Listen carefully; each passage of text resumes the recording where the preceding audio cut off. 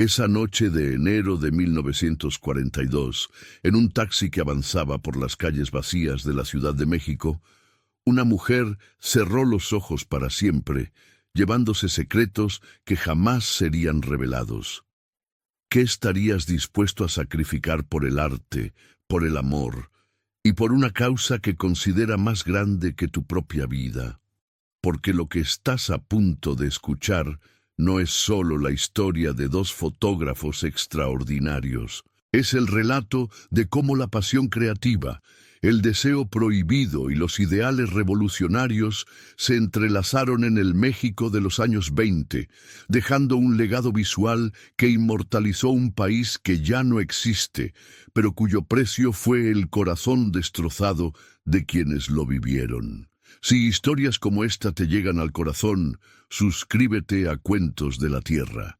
Cuéntanos en los comentarios desde dónde nos sigues y continuemos con este increíble relato. Corría el mes de julio de 1923, cuando el vapor SS Colima surcaba las aguas del Pacífico rumbo al puerto de Mazatlán. En la cubierta del barco, un hombre de 37 años observaba el horizonte con ojos que habían aprendido a ver el mundo a través de una lente. Edward Weston llevaba consigo su cámara de gran formato, algunas mudas de ropa y una decisión que cambiaría para siempre la historia de la fotografía. A su lado, una mujer de belleza inquietante fumaba un cigarrillo mientras el viento del mar revolvía su cabello oscuro. Assunta Adelaide Luisa Modotti, Tina para quienes la conocían, tenía 27 años y acababa de dejar atrás su carrera como actriz en Hollywood. Sus ojos oscuros brillaban con una intensidad que no era solo pasión, sino algo más profundo, algo que aún no tenía nombre, pero que pronto definiría su destino. Edward había dejado atrás en California a su esposa Flora y a 3 de sus 4 hijos. Solo Chandler, el mayor, lo acompañaba en esta travesía hacia lo desconocido. Pero lo que nadie imaginaba era que este viaje no era solo una búsqueda artística. Era una huida desesperada de una vida que se había vuelto insoportablemente convencional. Tina guardaba su propio dolor en silencio. Meses atrás, su esposo Robo había muerto de viruela justo cuando ella planeaba reunirse con él en México. La muerte lo había alcanzado antes que el amor. Y ahora ella viajaba con otro hombre, sintiendo en el pecho una mezcla de culpa, libertad y deseo que la atormentaba cada noche en el camarote del barco. ¿Crees que en México encontraremos lo que buscamos?, preguntó Tina aquella tarde, mirando las olas. Edward no respondió de inmediato. Encendió su pipa y dejó que el humo se mezclara con la brisa salada. No lo sé, dijo finalmente, pero en California ya no hay nada para mí. Solo retratos vacíos de gente vacía en estudios vacíos. Sin saberlo, con esas palabras, acababa de sellar un pacto con el destino que los llevaría a crear algunas de las imágenes más poderosas del siglo XX. Pero también los conduciría por un camino de pasión, traición y pérdida que ninguno de los dos podía anticipar. La Ciudad de México que recibió a Edward y Tina en agosto de 1923 era un hervidero de creatividad revolucionaria. José Vasconcelos, secretario de Educación Pública, había puesto en marcha el proyecto cultural más ambicioso en la historia del país. Diego Rivera, José Clemente Orozco y David Alfaro Siqueiros pintaban murales monumentales que contaban la historia de un México que renacía de las cenizas de la Revolución. Edward abrió un estudio fotográfico en la calle Lucerna número 12. El espacio era modesto, una habitación amplia con luz natural que entraba por ventanas altas, pisos de duela que crujían y paredes de adobe donde colgó algunas de sus fotografías de California. Pero lo que hacía especial ese lugar no eran las paredes ni el equipo, era la energía que fluía cada vez que algún artista cruzaba aquella puerta. Tina se convirtió en su asistente, su modelo, su amante y poco a poco en su discípula. Cada mañana, mientras el sol apenas asomaba sobre los tejados de tejas rojas, ella preparaba café de olla con canela y piloncillo, y juntos revisaban los negativos de la jornada anterior. Edward le enseñaba a ver, no solo a mirar, sino a descubrir en cada objeto, en cada rostro, en cada sombra, una verdad que esperaba ser revelada. La fotografía no miente, le decía Edward mientras ajustaba el enfoque de su cámara de gran formato. La gente miente, las palabras mienten, pero la luz siempre dice la verdad. Y Tina aprendía.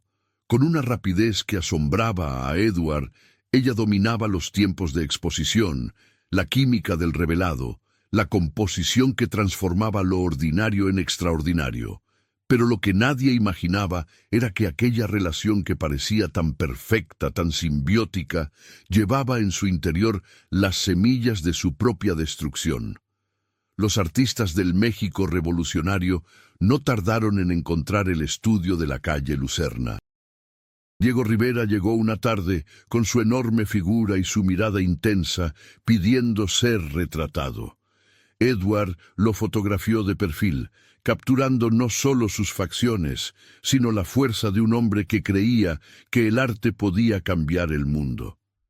Lupe Marín, la esposa de Rivera en aquel entonces, también posó ante la cámara de Edward. El retrato que le hizo se convertiría en una de sus imágenes más poderosas.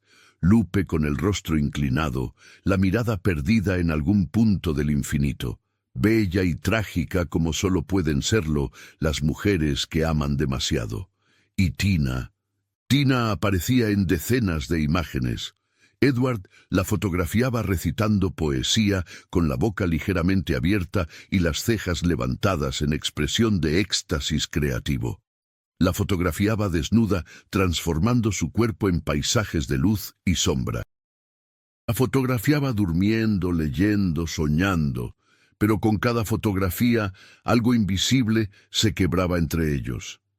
Si conoces a alguien que ama las buenas historias, comparte este cuento. Así como se compartían los relatos alrededor del fogón, mantenemos viva nuestra tradición.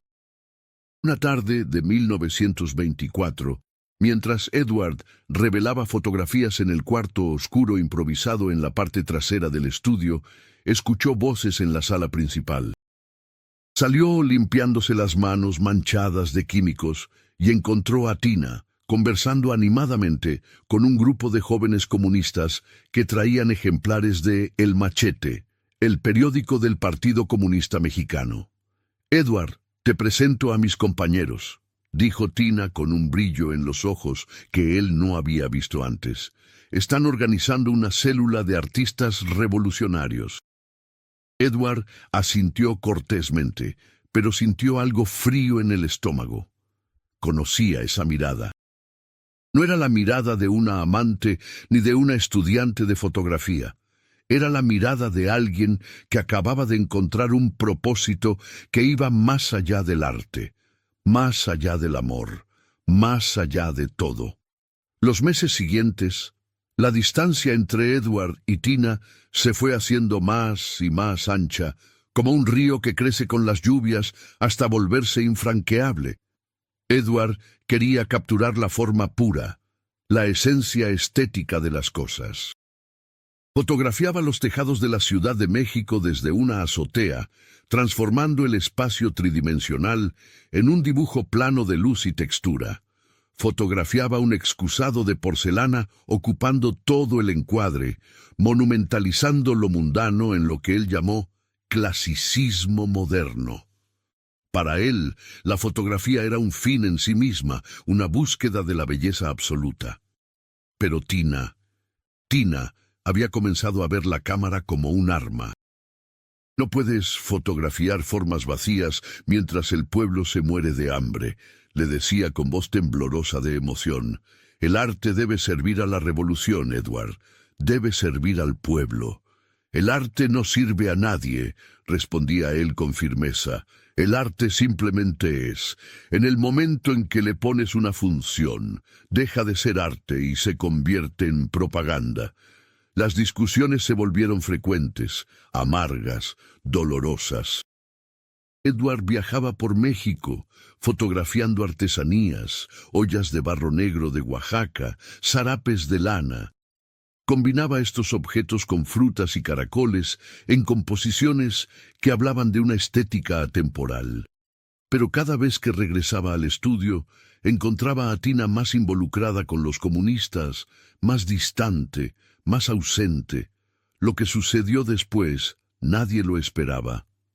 La decisión era noviembre de 1925, cuando Edward tomó la fotografía que definiría su separación de Tina.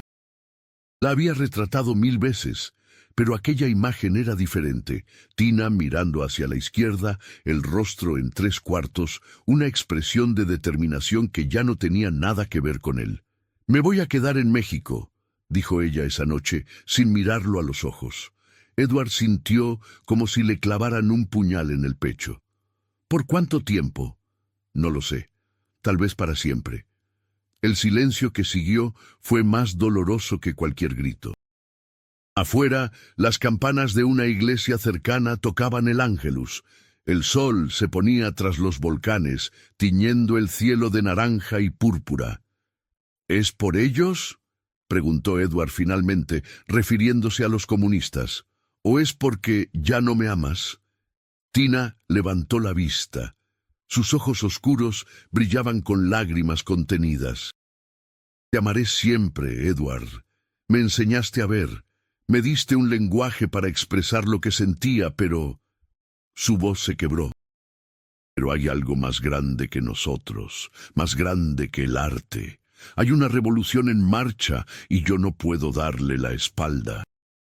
Esa no sería la decisión más difícil de esa noche.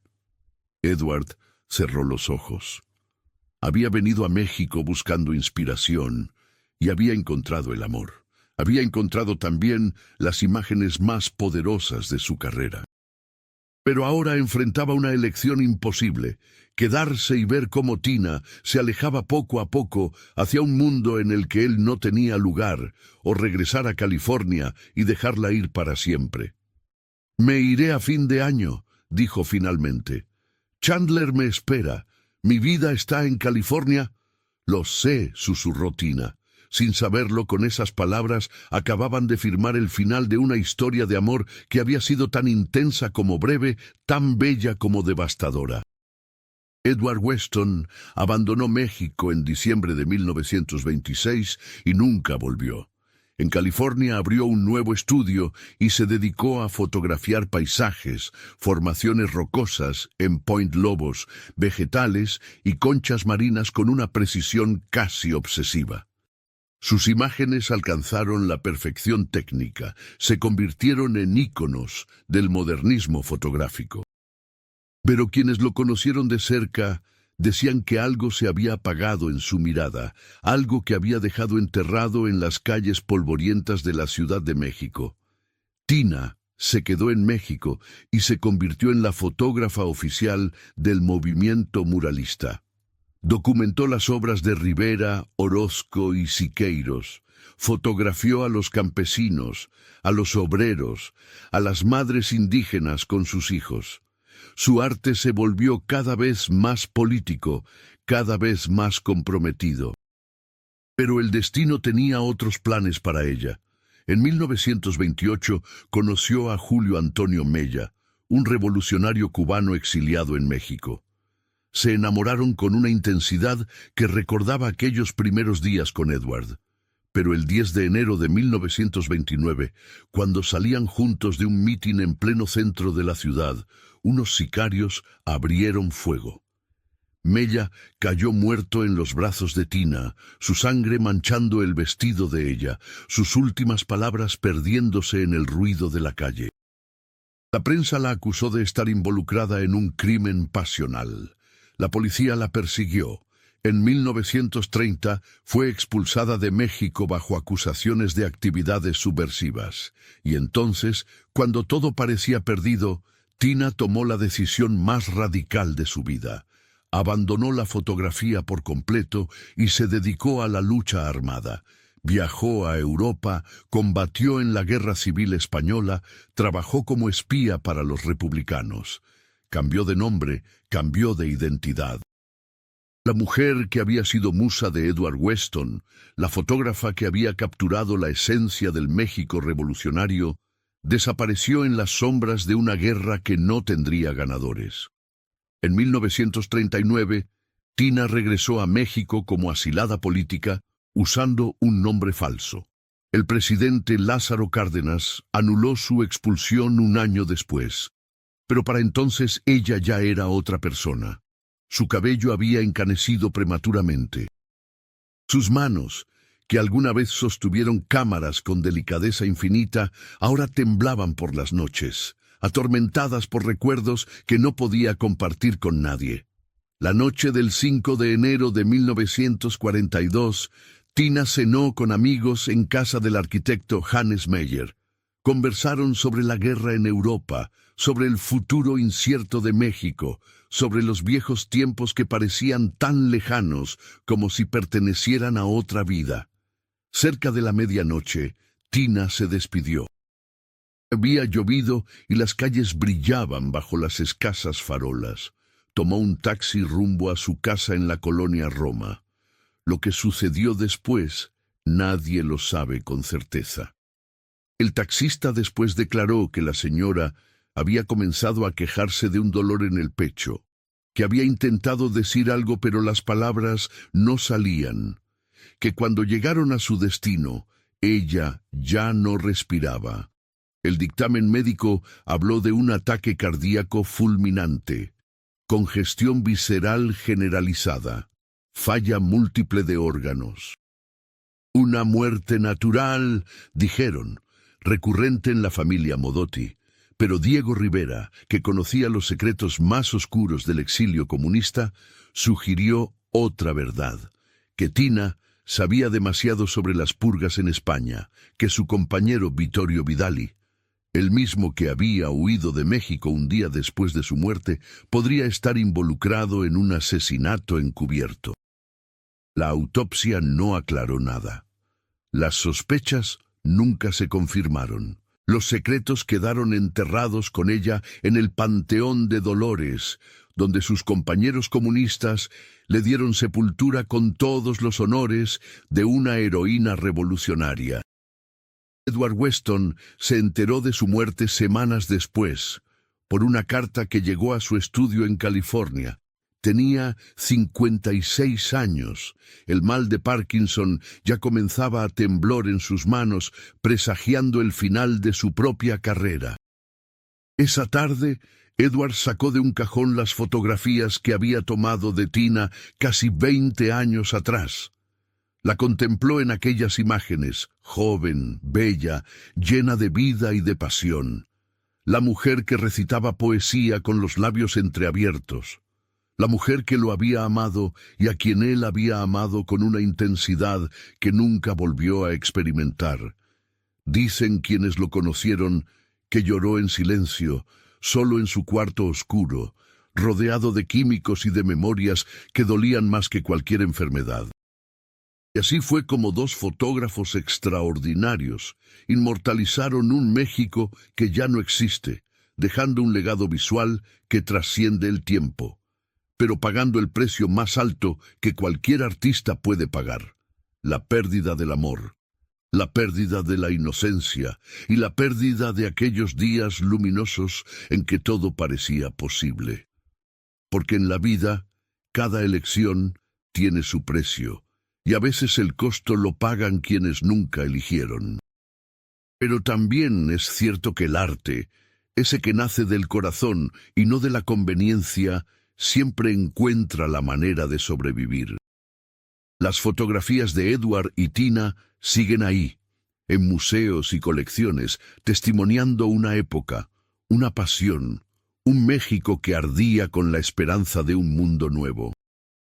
Y aunque los amantes se perdieron en el camino, Aunque sus destinos tomaron rumbos opuestos y trágicos, la luz que capturaron juntos sigue brillando, recordándonos que hay cosas que el tiempo no puede borrar.